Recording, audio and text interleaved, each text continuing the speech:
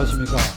이 시간에는 제가 연합뉴스의 선임 기자인 윤근영 기자와 6시간에 걸친 이 심층 인터뷰를 하였습니다. 저의 정치 인생을 주로 해서 고비고비마다 정치 현안에 대해서 제가 어떤 행동을 했고 어떤 생각을 했고 이런 걸 6시간 인터뷰를 해가지고 그것을 나누어 3차례에 걸쳐서 연합뉴스의 삶이라고 하는 프로에 나누어서 보도를 했습니다. 1회분이 18일 전두환도 김일성을 만나기 위해서 어마무시한 노력을 했다. 이런 제목이고, 두 번째 2회분은 8월 25일 중국 정권의 중화인민공화국 인민군이, 그러니까 중공군이 압록강, 두만강 대안에 28만 명이 포진하고 있다. 이것은 강만 건너면 바로 북한이니까 그 28만 명이 북한에 사실상 주둔하고 있다. 그 세 번째 거는 경상도, 전라도가 한국 정치의 퇴보의 요인이고 갈등의 요인이고 정치 발전의 장애물이 경상도, 전라도의 지역주의, 나아가 지역 감정이 문제다. 이런 제목이 붙었는데 오늘 이 시간에는 워낙 긴 인터뷰를 하다 보니까 이게 축약된 3회분은 이게 육성으로 들으면 한 45분 분량밖에 되지 않아서 저로서는 좀 빠뜨린 부분도 있고 제 설명이 미진했던 부분도 있기 때문에 그런 부분만 좀 추려서 여러분들에게 편하게 들으시게 말씀드리려고 합니다. 먼저 1회분에서 제가 전두환 대통령도 김일성을 만나기 위해서 굉장한 노력을 했다 하는 것은 그것은 안기부를 동원하고 모든 외교 채널을 총동원해 가지고 전두환 대통령이 김일성 주석을 만나기 위해서 심혈을 기울였어요. 북한에 어떤 제의를 했는가 하니까 김 주석을 만나만 준다는 게 그겁니다. 같이 사진 찍고 한번 만세 같이 부르는 거지요. 그게 필요했던 것이죠. 전두환 대통령은 정권 기반이 취약했거든. 광주 항쟁을 비롯해서 군사정권의 면모로 출범했기 때문에 이걸 어떻게든지 좀 정당성을 회복하기 위해서는 이 북한 카드다. 그건 김주석을 만나는 것이다. 뭐든지 드리겠다. 이 부분은 오래전에 월간조선이 아주 심층 취재를 한 게 있습니다. 뭐든지 드리겠다. 결국 어찌 되느냐. 그 월간조선 심층 취재 결과를 보면 김일성이가 겁을 먹었다는 겁니다. 이야, 이거 젊은 장군들이 말이에요. 막 덤벼들어서 뭐든지 해주겠다고 하니까.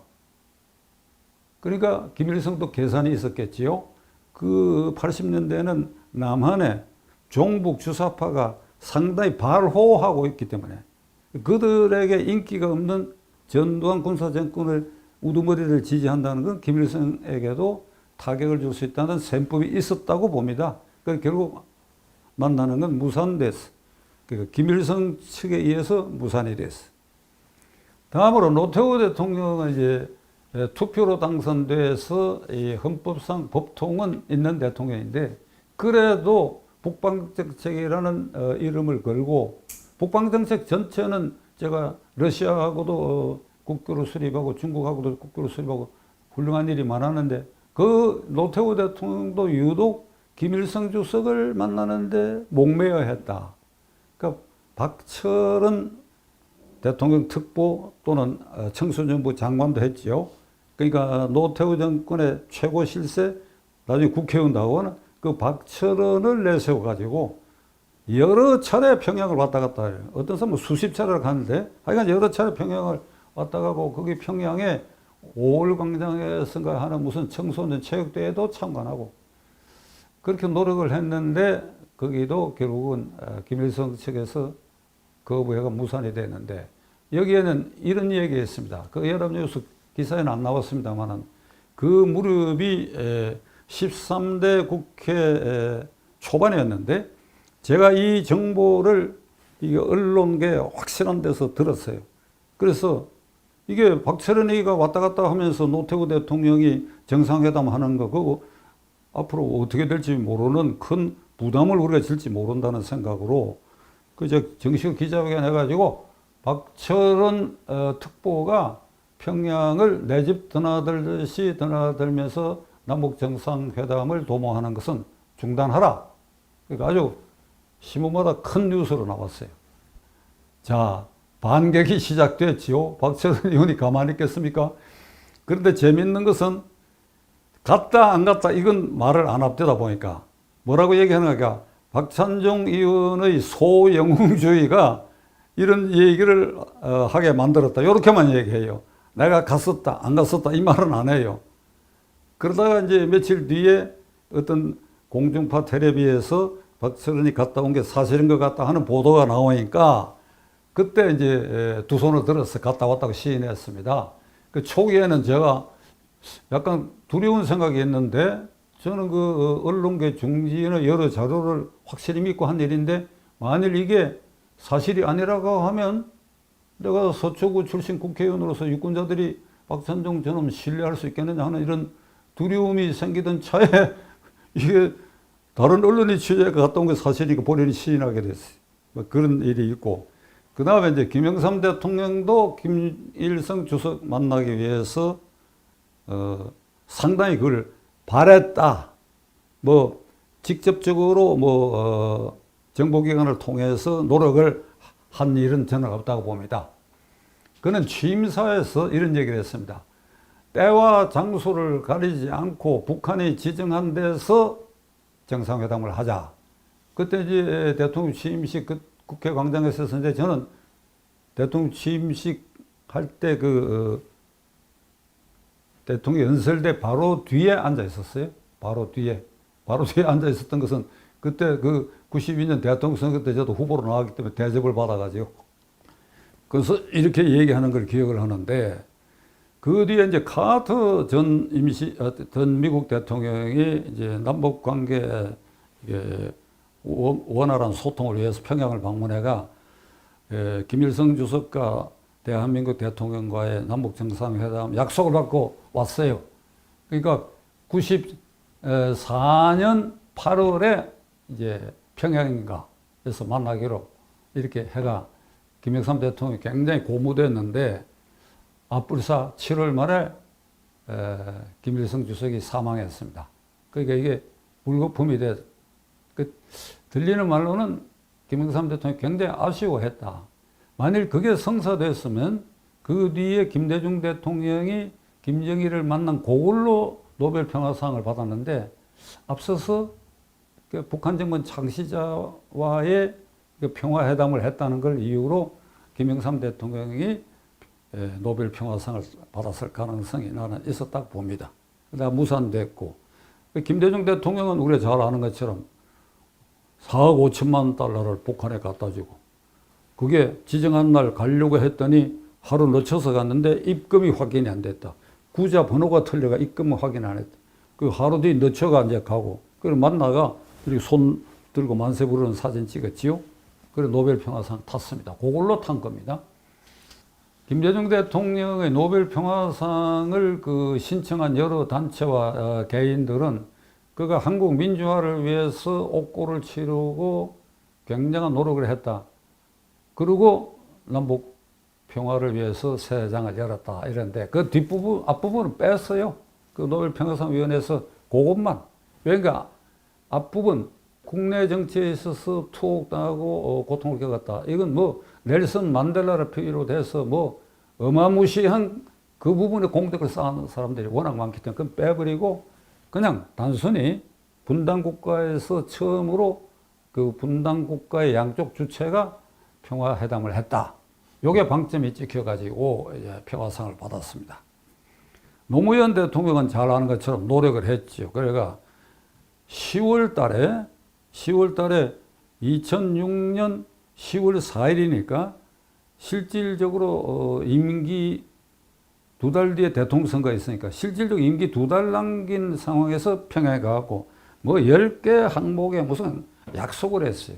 이건 그걸 다 지키려면 다음 정권까지 넘어가야 되는데 그 다음 정권은 이명박 정권이 들어섰지요. 이명박 대통령은 재임 중에 안보관계 그 핵심자들이 북한의 그 대남 선전 전략본부에 있는 자들하고 싱가포르 회담을 해가지고 비밀회담, 그 이명박 대통령의 방북을 추진했는데 이게 산통이 나버렸어요. 그때 안 만나겠다고 했는데 안 만나겠다까지는 좋았는데 이게 달러를 몇만 불 차비라고 주더라, 우리를 모욕하냐, 이까지 공개가 돼버렸어요. 그러니까 뭐 이명박 시대는 물 건너가 버렸고, 이제 박근혜 대통령은 대통령 되기 전인 2002년 4월 달에 2월 달에 정당을 만들었어요. 그 연말에 대통령 선거에 그 제3정당 후보로 나가기 위해서 정당을 만들고, 그래야 그 당대표 자격으로 4월 달에 김정일을 만났어요. 뭐 여러 갈래로 이렇게 접촉을 했겠지요. 4시간 면담하고 뭐 오찬 회동을 하고 걸어 나오는 사진, 이게 이제 보도에 나가있습니다. 그래가지고 돌아와서 알려졌는데 8월달 여론조사에 이게 뭐 뜨지 않으니까 그러니까 이회창 그다음 민주당 후보, 그래 뭐 대통령하고는 포기해버리고 다시 이회창 당으로 복귀한 일이 있었습니다. 그 다음에 문재인 대통령은 뭐 그건 제가 설명할 필요 없지요. 열심히 다녔지 않습니까? 열심히 백두산에도 가고 뭐 판문점에서도 만나고 평양의 김일성 광장에서 김정은을 옆에 세워놔놓고 김정은 국무위원장님, 저는 남쪽 대통령 문재인이라고 고마하더라도 국가보안법 걸릴 발언인데 그 평양이 아니라 백두산에도 또 날아가서 뭐 만나고. 이재명 민주당 대표가 여기 이재명 이 얘기를 꺼내는 게 이게 뭐 좁쌀 같은 소리가 될지 모르겠습니다만, 그게 지금 수원지방법원의 그 평화부지사 이화영의 재판에 지금 문제되어 있는 게 경기도가 북한에 500만 불 투자한 것, 그리고 경기지사 방북 비용으로 300만 불을 쌍방울 해서 이제 대납했다. 이거를 이화영 지사하고 김성태하고 공모했다. 그런데 이걸 사실은 화영 지사에게 사전 사후에 다 보고되고 그 상황을 포괄적으로 김성태하고 이재명 지사하고 통화도 했다. 이 사건에 이거 발뺌을 하려고 지금 사법방해를 하고 있지 않습니까? 그런 일이 없다. 나는 모른다. 그런 일이 없다. 나는 모른다는 그 말에 제가 보기에 한 10가지 안 그렇다. 당신도 관련이 있다. 이 공모 공동점에 증거가 충분해요. 이거 영장 청구됩니다. 사법방해까지 곁들여가. 그러면 이재명은 왜 북한을 가서 김정은이하고 손들어 만세보는 사진 찍으려고? 바로 앞에 대통령들이 쭉 해왔던 그겁니다. 이게 대한민국의 최고 지도자들에게는 평양 증후군이 있어. 이거 참 달갑지 않은 것인데, 평양 증후군, 구체적으로는 평양에 가서 북한의 최고 지도자를 만나 사진을 찍어야 되는데 거기에 정신적으로 매몰된 글쎄 일종의 정신변적 징후라고 볼 수밖에 없는 평양 증후군이 있어. 이재명도 그거지요. 그게 뭐 2019년에는 남북 간이 이게 교착 상태에 빠졌다. 미국의 트럼프가 하노이에서 김정은이 만나가 파토를 냈다. 그런데 그럴 때에 어떻게 경기지사가 가려고 했겠냐. 그러니까 가려고 했다. 이 사람들아. 민주당 지도부 당신들 그런 식으로 백성들을 갖다 속이지 마. 그러니까 가려고 했던 거야. 이재명이는. 그게 찬스야. 그렇게 해서 성공만 한다면 김성태가 돈도 대주겠다. 그 돈 받아먹고 오라고 할 것 같고 그런 거예요. 그러니까 얘기가 조금 엮일로 갑니다만은 이게 이재명과 관련된 대북 송금 사건의 영장이 청구되면 이 판사는 사건을 넓게 봐야 됩니다. 주임 판사 누가 될지 모르겠으나 이게 사건의 중대성이라는 관점에서 이런 배경도 읽을 줄 알아야 돼요. 그래야 그게 제대로 된 법관입니다. 자, 아마 그런 정도로 하고, 자관 전두환 대통령 이래의 문재인 대통령 때까지 그게 정상회담을 했거나 도모하지 않은 사람이 없었다. 윤석열 대통령 앞으로 어떻게 할지는 그건 뭐 제가 두고 봐야 되겠습니다. 그러니까 제1편은 주로 이런 얘기를 주로 한 것입니다. 2편에는 중공군이 28만 명을 압록강 두만강변에 배치한 것은 그러니까 갈수기에는 두만강 쪽에는 이게 바지를 걷고 그냥 걸어와도 되고 이 엄동설안에는 이게 얼음판이니까 남목강에서 두만강까지 그냥 걸어와도 된다. 1936년 음력 12월에 홍타이지 청태종이 10만 대군을 이끌고 병자호란 일으킬 때에 왜 12월에 왔느냐? 이거 기마부대가 그 주력이니까 기마부대가 강이 얼었을 때 쉽게 건너 올라고 추운 겨울을 택한 것입니다. 그러니까 마찬가지로 중공군이 거기에 포진하고 있는 것은 실제로 평양 북한 내에 주둔하는 거랑 마찬가지다. 평택에 28,500명의 미군이 있지요. 이건 딱 고립된 섬처럼 거기 갇혀 있는데 이 중공군은 포진대가 있습니다. 그래서 우리가 남북 통일이 쉽게 이루어지겠느냐? 저는 그 인터뷰에서 쉽게 이루어지지 않는다. 북한의 급변 사태, 예를 들면 김정은이가 저희 나이 40 가까이 되는데 이 전문가들이 그 흉색을 보고는 저게 당뇨나 고혈압 증세 있고 고도 비만이다. 그러니까 건강에 이상이 있거나 북한에 쿠데타가 나거나 하면 우리에게 통일의 기회가 되겠느냐라고 윤건영 기자의 질문에 저는 그렇지 않다. 그게 쉬운 일이 아니다.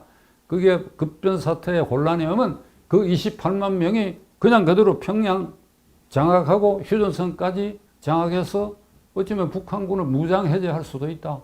그리고 괴뢰 정권을 세울 수도 있다. 그러면 남북 통일 문제에 있어서 이렇게 대화로 한다 그러면 하나가 더 늘어가는지 남북 외에 중국.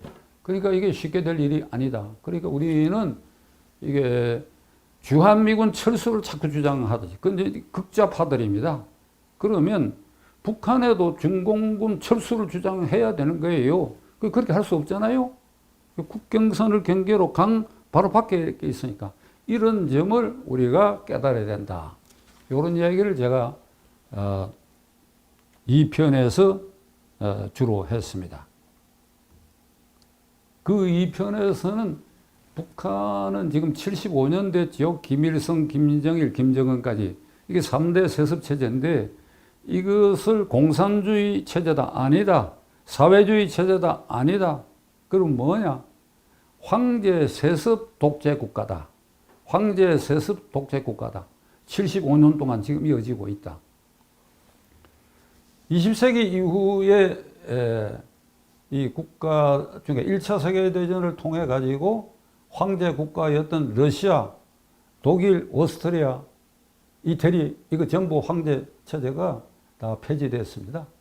그리고 2차 세계대전 이후에 신생국가 중에 이런 식으로 뭐 공산주의를 표방했건 사회주의를 표방했건 공화주의를 표방했건 간에 75년간을 한 집안에서 이렇게 해먹는 거는 이게 한반도의 김씨 집안이 유일하다.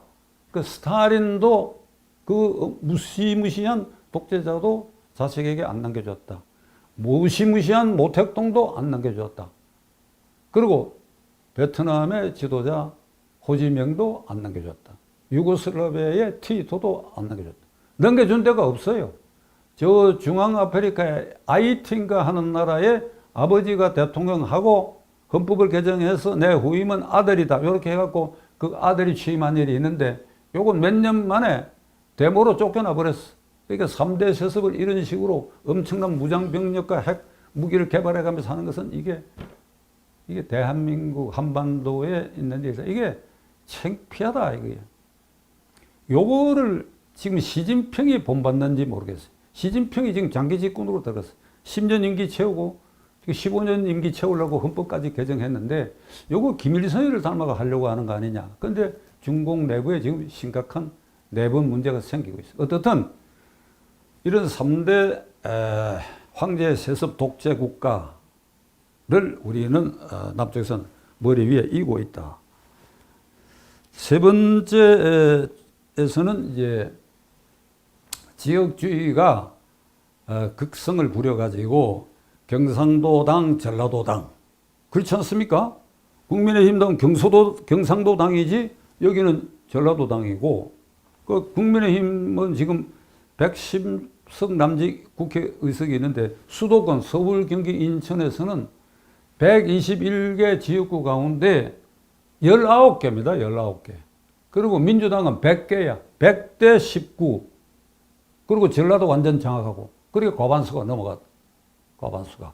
왜 이렇게 되느냐. 수도권에도 전라도 출신들이 많이 살아요. 서울도 이 강북 지역은 많이 살습니다. 강남 지역 일부는 또 경상도 사람이 많고. 그러니까 이게 그 지역에 사는 경상도 사람 국민의힘당, 그 지역에 사는 전라도 사람 민주당, 그리고 수도권에 사는 경상도 사람, 수도권에 사는 전라도 사람, 이게 20대, 30대는 점점 열거져 가지만은 결국 그 본적지에 따른 투표 행태를 보이고 있다. 이게 한국 정치를 퇴보시키는 아주 유감이다. 그럼 이게 언제부터 이 지경이 됐느냐? 63년 대통령 선거, 67년 대통령 선거에 박정희 후보가 윤보선 후보와 대결해서 2차례 당선됐을 때는 이런 문제가 전혀 없었어요. 71년 선거에 전라도 출신 김대중, 경상도 출신 박정희가 붙었어요. 그때부터 지역주의가 움틀대기 시작해요. 그리고 그 뒤로 야당이 지역주의를 심화시켰다. 야당의 패권 경쟁을 YSDJ, 경상도 김영삼, 전라도 김대중. 요게 이제 87년 이게 6.29 이후에 대통령 선거 과정에서 분열되고 거기서 점차 심화돼가 지금은 자관 이쪽에서 공천받으면 국민의힘당 공천받으면 그 지역에 무조건 된다. 이게. 눈 감고도 그냥 찍어준다. 이쪽도 무조건 찍어준다. 그래서 저는 이 윤건영 기자와의 인터뷰에서 이게 하루아침에 안 고쳐진다. 안 고쳐져. 제3당 나와가 지역주의 극복하자고 이렇게 소리 쳐봐야 이 며칠 전에도 저는 장기표 동지하고 통화를 했어요. 그 장기표 동지가 뭔가 제3당 운동에 아주 획기적인 방안이 있다 그러길래 그 획기적 방안에 내가 박수 쳐줄게 그랬어요. 근데 이걸 뚫기 어려워, 이게. 제가 92년에 정치개혁당 만들어가도 그 참담하게 실패하는 경험을 저는 가지고 있습니다. 그래도 그때는 저 혼자만이라도 서울서 당선이 돼, 그게. 그러니까 이게 한국 정치가 결국은 어찌 되느냐. 그 지역주의의 그 폐단이 오늘날 민주당의 이재명 사태로 발전해 있다, 이거야. 그게 그거 아니냐, 이 말이야, 그게. 이재명 누가 지지하느냐, 이 말이야. 개딸의 성분이 누구냐, 이 말이야. 그러니까 이게 정말 비극이다. 비극이다. 어떻게 극복하느냐 하는 질문에 대해서는 국민이 깨어날 수밖에 없다. 국민이 양쪽에서 공천 받아가 내려오는 사람들 자격이 없다 생각하면 그 투표를 그쪽에 안 던져줘야 된다. 그럼 누굴 던져줘야 돼? 무소속이나 제3당 후보라도 던져줄 수 있는 그런 이제 용기가 국민들 사이에 이게 솟아나야 된다. 안 그러고는 여전히 국회가 야바이판이 되고 공천도 그냥 내려찍기를 하고 지금 168명 민주당 의원이 꼼짝 못하는 이유가 뭔지 아십니까? 이재명이 공천권 행사한다는 거예요. 그 지금 국회의원, 현직 의원 지역구에 당선된 사람은 다 전라도 우선 지역에서 됐기 때문에 그 공천 안 받으면 안 돼. 그러니까 그 끌려가는 거예요. 이런 비극이 어디 있습니까? 이게. 그거를 저는 토로했던 것입니다. 586 세대, 그러니까 80년대 운동권이 지금 486이 되고 40대가 되고 지금 50대가 됐는데 그들이 종북 주사파 친 김정은 주의에서 그게 아주 흠뻑 빠져 있느냐 이런 질문을 윤건영 기자가 하셨습니다. 그 중에는 이 통진당의 이석기 같은 극단주의자들의 속내는 난 잘 모르겠다. 그렇지 않고 80년대에 서울대, 연대, 고대, 성균관대 각 대학의 학생회 간부들이 전두환 정권에 대해서 도전하는 반미자자를 부르짖고 반미자주와 반독재 민주화를 부르짖으면서 데모를 해가 짧은 기간에 감옥을 살고 나오는. 그래요. 그것을 훈장화 해가지고 김대중 대통령 때부터 국회에 진입이 시작되고 노무현 대통령 때 많이 진입되고 그래요. 문재인 정권 때는 드디어 장관, 대통령, 비서실장 여기까지 전부 포진하고 국회를 완전히 장악하고 원내대표도 다 그 586 세대가 장악했다. 그러니까 그 전체 주력은 저는 속내가 친김정은 종북주사파가 에서 속내는 탈피했다고 본다. 그러니까 그중만 그런 옷을 입고 있다.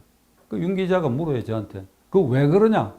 그렇게 될 수밖에 없는 것은 80년대에 반미 자주와 반독재 민주화 투쟁을 하면서 한 1년 내외의 짧은 기간 감옥에 다 갔다 왔어요. 그 요거를 훈장으로 달고, 나 요 감옥을 갔다 왔다, 80년. 요걸 무기로 해서 국회의원 나올 때도 그 경력을 쓰고 민주투사라고 그러고, 그래갖고 됐기 때문에 지금에 와서 북한을 거슬리는 발언을 하면 지금 이중인격자라 소리를 들을 위험이 있으니까, 그래서 그 부분은 입을 다물고 있는데, 그러면 이들은 어떠냐? 그동안에 높은 자리 차지하고, 그리고 경제적으로 부유해졌을 것이다. 그렇잖아요? 국회의원하고 당대표하고 장관하고 대통령 비서실장하고 수석비서관 하는데 호의호식 안 했겠습니까? 돈 안 벌었겠습니까? 제가 여러 정황상 아는 일이 많은데 그 윤건영 기자에게는 다 얘기를 했지만은 그건 차마 이 글로는 못 썼을 때다 보니까. 그리고 다 대부분 다 자녀를 미국의 비싼 사립대학에 다 보냈어. 미국, 스위스 이런데.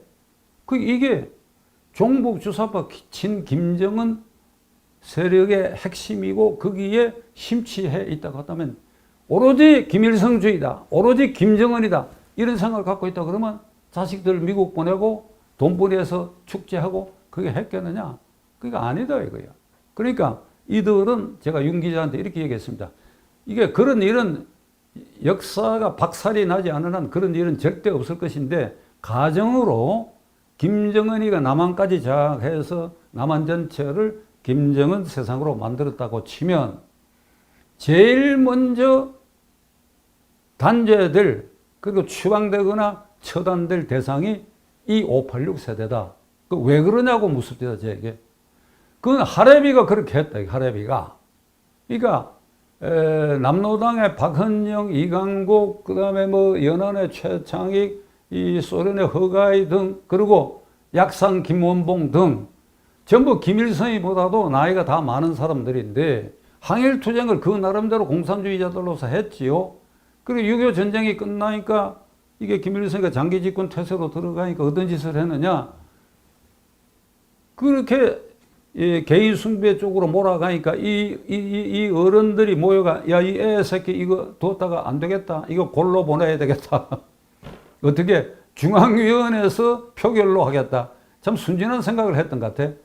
그게 김일성이 귀에 들어가니까 그냥 잡아다가 여기다가 수용소에 처박아 놓고 수십 명이에요, 수십 명. 아까 그 사람들 이름은 대표자 이름들이고. 그래가지고 56년에서 58년 사이에 전부 처형해버려서 전부 처형. 혁명 열사능에 지금 제가 말한 이 사람들 이게 가묘도 없어요. 아무것도 없어요. 그러니까 이런 정권이거든. 김정은이는 쿠알라룸푸르에서 이복형 김정남이를 그 뉴스로 우리가 다 봤잖아요. 그 베트남 여자들 시켜가지고 학살하는 장면. 고모부를 회의장에서 끄집어내는 거 우리 화상으로 본 일이 있지 않습니까? 그래가 평양 시내에서 총살 처형하는. 그러니까 김정은이 세상에 되면 이 586 이 주력들은 그게 적응이 안 되죠, 우선. 왜? 이쪽에서 호의호식했고 입는 거, 먹는 거, 해외여행하는 거, 자식 미국 보낸 거, 이게 어떻게 적응이 되겠어요? 그럼 불평불만이 생기겠지, 수능하려 해도. 그러니까 김정은이 귀찮다, 할아버지식으로 이걸 다 없애는 1호가 될 것이다. 글쎄, 그 586의 핵심 주력들 중에는 제가 그들이 구속됐을 때 변론한 사람들도 많이 있고 그런데, 최근엔 전혀 안 만났는데 한번 만나면 이제 한번 심층 토론을 한번 해봐야 돼요. 어찌 생각하는지. 절대로 지금 그 속내는 김정은 세상 되기를 바라지 않는 것이다. 그러니까 이게 한국 정치가 문제가 있다. 제가. 그 다음에 제가 제 3편에서는 87년에 YSDJ의 대통령 후보 다니엘라 과정에 관한 얘기를 상당히 심층 있게 얘기를 했는데, 그게 좀 짤막하게 소개를 했습니다. 87년 6.29 당시에 제1야당은 당명이 통일민주당이었습니다. 5월 달에 당명을 개청을 했어요. 총재 김영삼, 고문 김대중. 그러니까 6.29 선언으로 이제 직선제 개헌이 선언이 되고 10월 말에 이제 국민투표로 직선제 개헌, 최익관 선거에서 대통령을 국민투표로 하는 걸로 개정이 확정됐습니다. 근데 그 무렵부터 이게 통일민주당은 분당된다. 어떻게? 김영삼, 김대중이가 따로 대통령에 나올 수밖에 없다. 이쪽은 경상도, 이쪽은 전라도 기반이니까. 군정 지도자 노태우 장군이 이렇게 되면 중간에서 될지도 모른다. 이제 이런 분위기가 점차 무르익어갈 무렵에 이제 당내에서는 저를 비롯해서 13명이 이래서는 안 된다. 두 분은 우리들에게 80년대 내내 어떻게 얘기를 했느냐. 우리가 여러 희생을 치렀다. 저만 하더라도 고대압 시위 사건에 붙들려가고 재판을 계속 그때도 받고 있었어요. 우리는 민주화가 될 때까지는 물론이고 그 이후에도 하나로 될 것이다. 그걸 우리가 굳세게 믿고 이렇게 와서 이 국민들을 이렇게 앞장서가지고 6.29 선을 받아내는 정치권의 핵심 세력으로 기여했는데 지금에 와서 제밥 때문에 싸워? 말이 안 된다. 말이 안 돼. 그래가지고 13명이 이제 모의를 해가지고 각각 가가지고 이러면 안 된다고 했는데 다 뭐 물 튀기는 소리를 하기 때문에 마지막 단계로 의원총회장에 두 사람을 모시자. 그러니까 의원총회장에 모신 것이 11월 초입니다. 그리고 국회 본청의 지하에 각 당의 의원총회장으로서는 바로 그 방인데, 뭐 그때 국회 한 60여 명 됐으니까 모시고 오는 데는 다 왔어요. 우리 기세가 워낙 등등하니까. 그러니까 저건 파토가 나더라도 일단 저놈들이 하는 일에는 참가해야 되겠다고 생각했던 것 같아요. 그 양쪽에 모셔놓고 국회를 앞에 두고 이제 중간에 발언대가 있어가지고 한 4시간을 13명인가 발언을 했습니다. 존칭은 썼지만은 내용은 아주 참혹할 정도로 두 분은 하나가 돼야 된다. 안 되면 이 방을 못 나선다. 이런까지 얘기를 했어요.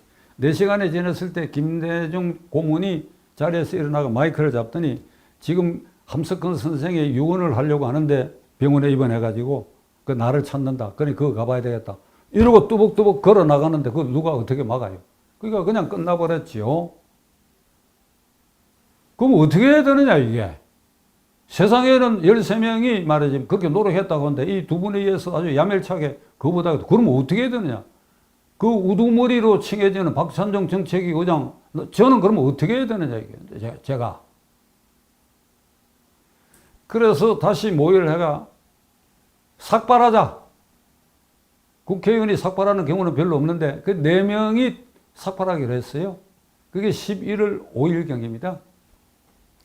그 제2원회관 지금 잘 지은 의원회관이 아니고 그때 국회 앞에 있던 이게 아파트 5층짜리 의원회관 거기에 이제 언론에 오후 3시인가 알려져 있었는데 나머지 3시 안 오는 거예요. 30분이 지나도. 그 연락해도 행방불명이야. 그게 깎기 싫은 거예요. 근데 기자들은 이미 모여 있고 그래서 제가 말을 둘러댔죠. 제가 대표 선수로 깎는다. 그래서 삭발을 했습니다. 그 다음날 아침에 천주교 서울대교구 교구장 김수환 추기경 비서실에서 제게 전화가 왔어요. 추기경께서 오늘 시간이 나시면 오후에 좀 뵙고자 한다고. 그래 몇 시쯤 가면 좋겠나? 내가 한 6시쯤 오면 제일 좋겠다고 그러더라고. 그 6시쯤 갔습니다. 갔더니 비서실의 직원이 추경실은 제가 여러 번 가봤기 때문에 아는데 그 안에 이 양반이 있는 게 아니라 저를 따라오라고 하더니 그 옆동에 있는 추경 침실로 안내를 한 겁니다. 추경 침실 처음 가봤어요. 그러니까 이게 이런 그 천으로 가림개가 있고 거기에 침대가 이래 있는데 그 밖에 조그만하게 이제 의자가 있는 요런 소탁자가 있고 있는 거기서 이 양반이 기다리고 그래 한 3시간 얘기를 했는데 제가 이렇게 얘기했습니다. 이렇게 해도 이게 안 될 것 같으니까 마지막으로 추기경께서 한번 나서야 됩니다. 어떻게 하면 되겠냐. 두 사람을 빠른 시일 안에 각각 초대하십시오. 동시에 아니면 각각이라도 초대하십시오. 그래 내 말 들을까? 아니, 그래도 추경께서 한번 하셔야 됩니다. 제가 김수환 추기경에게 이 말을 하게 된 배경이 있는데 약간 설명을 해야 되겠습니다. 김수환 추기경은 80년대에 전두환 정권과 대척점에 서 있었어요. 전두환 정권 지지 않는다는 거 분명히 한 분입니다. 이 양반은 사회학 박사학위를 가진 분이 되어서 사회 변동과 정치 변동에 대해서 깨알처럼 파악하고 있는 분입니다. 86년 8월에 어떤 일이 있었는가 하면 전두환 정권이 학원 안정법이라는 걸 발의를 했어요. 학원 안정법. 법 이름이 학원 안정법입니다. 그게 뭐냐? 학원을 이게 평화로운 분위기에서 공부하는 학원으로 만들어야 되겠다. 그러니까 8월 중으로 이 법을 통과시켜야 되겠다. 그럼 9월 중에 새 학기가 시작될 때 학원 내 소요가 없어질 것이다. 그전에는 학원 내 소요가 계속 있었기 때문에. 그러니까 소요가 방지하는 것이 학원 안정법이다. 근데 그때는 이미 도서실이나 식당 같은 데 이게 사법경찰관이 아주 포진하고 있을 때입니다. 그러니까 강원대학교에서 이게 미국 성조기를 불태우는 시위가 학생 식당에서 있었는데 그 주동자가 앞에 나가고 불태우는 순간에 경찰 옆에 있다가 달려들어가 불을 끄고 구속시킨 일인데 그것도 제가 변론을 했었지요. 이런 분위기인데 이걸 아주 법률로 그래서 언론이 비판 언론은 이걸 학원을 병영화하는 것이다. 그러니까 군대에 요새화하는 것이다. 이럴 때에 제가 신민당 인권위원장이기도 하고 당시는 가톨릭 신자고 이렇게 추경을 자주 이렇게 만난 처지에 있었기 때문에 가서 떠봤습니다. 언론에 보도되는 그 학원 안정법 추경님 보셨나요? 그러니까 봤지. 어떻게 생각하십니까? 말이 안 되지, 말이. 이 친구들이 말이야 정신 나갔어 이러더라고. 그래서 그러시면 제가 우리 당 이민우 총재를 모시고 올 테니까 두 분이 한번 이 문제에 대해서 한번 상의하시죠. 그러니까 그렇게 하라고 그러더라고. 그래 이민우 총재한테 가서 추경에 동의를 받았으니까 총재님 가십시다. 그래갖고 이제 갔어요. 그 두 분이 저도 이제 배석하고 앉았는데 한 30분 동안 이런저런 얘기를 하다가 이제 두 분이 추기경 그 주교관 현관으로 나오니까 기자들이 이미 대기하고 있었어요. 그때 기자들이 그 기사 안 씁니다. 그러나 일단 자료를 위해서라도 왔는지 아니 카메라로 두 분이 이렇게 나오고 이런 장면을 찍었어요. 근데 일부 신문에만 김수환 추경이 학원 안정법 반대했다. 이렇게 했습니다. 이런 여러 인연, 미문화원 농성점거 사건으로 구속됐던 학생들의 부모들이 추경 찾아가서 기도회 하는데 추경이 갑자기 저를 찾아가 가서 같이 기도도 하고 하는 그래서 한마디로 하면 민주화 투쟁의 현장 선봉에 섰던 신민당을 응원했던 분이 추기경입니다. 그러니까 후보 단일화에 대해서 이분이 할 말이 있지요. 도덕적 기반이 있는 분이었습니다. 그런데 제가 삭발하기 4월 전에 어떤 일이 있었느냐 이제 이 얘기가 앞으로 돌아옵니다. 이게 효자동에 있는 로마 교황청 대사관이 거기 있습니다. 그 대사가 대주교입니다. 외국인이죠. 거기서 요한 바오로 2세 즉위 10주년 기념 리셉션이 있었어요. 그러니까 거기에 한 5, 60명이 참가하는데 정당으로는 이제 정당의 대표급 인사, 제가 그 당시 그 야당의 정책 의장이니까 그 이제 초대장이 와서 이제 갔습니다. 그래 가가지고 제가 추기경이 오셨나 안 오셨나 요거부터 살폈어요. 추기경이 눈에 띄면 숨어버리려고. 그때 이제 후보 단일화 운동 한창 할 때입니다. 근데 이 양반이 좀 늦게 오더니 저를 먼저 발견을 했어요. 그게 창가로 가더니 저를 손짓에 따라갔더니 저보고 이렇게 얘기합니다. 어떻게 돼가? 그러니까 후보 단일화가 어떻게 돼가냐 소리입니다. 참 힘들고 어렵습니다. 이러니까 이 양반이 이럽니다. 지금도 생생히 기억하는데 오른손을 가지고 내가 죽어야지. 내가 죽어야지. 내가 죽어야지. 그 뭐 제가 민망해갖고 뭐 더 할 말도 없고 우물쭈물 서 있다가 이제 뭐 리셉션 뭐 이제 끝날 무렵에 내가 헤어졌는데 야 이거 내가 후보 단일화 선봉에 섰다가 이제 추기경 꾸중까지 듣게 됐다. 그래서 이게 뭐 방법이 없느냐. 그래가지고 의원총회도 그렇게 되고 그래서 이게 삭발이라도 해야 되겠다 생각을 한 게 그래서 삭발을 했던 것입니다. 이 뉴스를 보고 추기경도 어느 정도 쇼크를 받았다. 아, 저놈이 삭발까지 했구나. 그래서 그 다음날 오라 그래가 만나가지고 저를 껴안아 줬어. 근데 양김은 끝내오지 않았다. 이런 에피소드를 윤건영 기자에게 토로했는데 그 상세한 것은 거기에 기재되지 않았다. 이제 끝으로 박찬종을 두고 여야를 넘나들면서 기회주의적 입장을 취했다라고 하는 비판이 있다 하는 질문에 대해서 제가 이렇게 대답했습니다. 그건 모함성 비난이다. 자, 윤 기자 자세히 보세요. 전두환, 노태우, 김영삼, 김대중, 노무현, 이명박, 박근혜, 문재인까지 요게 집권당이었습니다. 저는 이쪽에서 김영삼 대통령 말기 2년간 거기에 들어갔지 그 외에는 간 일이 없습니다. 그렇지요? 간 일이 없습니다. 전두환 와서 총리 장관 시켜주다가 안 했지요. 노태우도 마찬가지. 그 뒤에 다 마찬가지. 안 갔어. 만일 그 질문대로 내가 왔다 갔다 했다 그러면 지금 5선 국회의원이 아니라 12선 국회의원이야.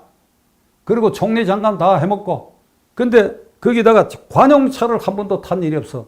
그러면 그게 증명되는 거 아니에요? 근데 왔다 갔다 한 인상을 준 거는 나 혼자 당만 들어가 대통령 후보하고 무소속하고 그리고 김영삼 대통령 마지막 2년 그 당에 들어가 15대 선거 때 수도권 선대위원장하고 고문하고 요것 때문에 당명이 바뀌고 요것 때문에 나를 왔다 갔다 했다. 그래 김영삼 정권에 가서 그 2년 동안 봉사하고 내가 얻은 게 뭐가 있느냐 이거야. 비례대표 15대 선거 때 2번 내가 포기했어. 이런 말을 듣기 싫어서 그래. 이게 박찬종의 결벽증인데 듣기 싫다 내가 그걸. 그러니까 뒷번호로 그게 수도권 선거운동에도 도움이 된다 생각을 그랬던 것이다. 그러니까 내가 보상받은 게 하나도 없다.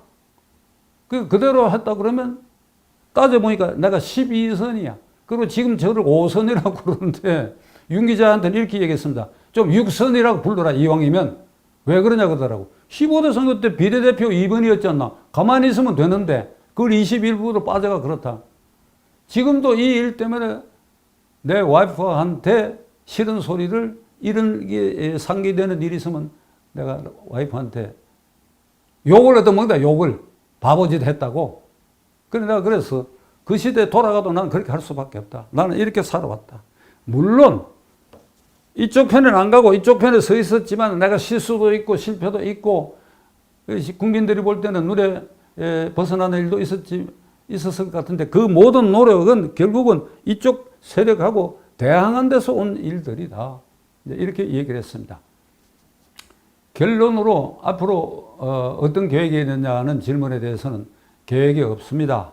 제가 손자, 손녀가 6명인데 걔들이 지금 막내가 대학교 3학년이고 맨 큰아이가 31살인데 이 아이들이 살아갈 그 시대가 대한민국이 자유민주 체제를 굳건히 하는 그래 종북주사파 김정은 세력을 극복하는 시대가 되도록 하는데 나의 미래에나마 최선을 다하겠다. 이걸로 결론을 내렸습니다.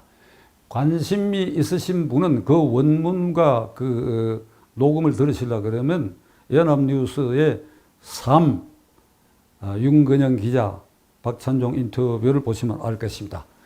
장시간 얘기했는데 끝까지 시청해 주셔서 감사합니다. 감사합니다.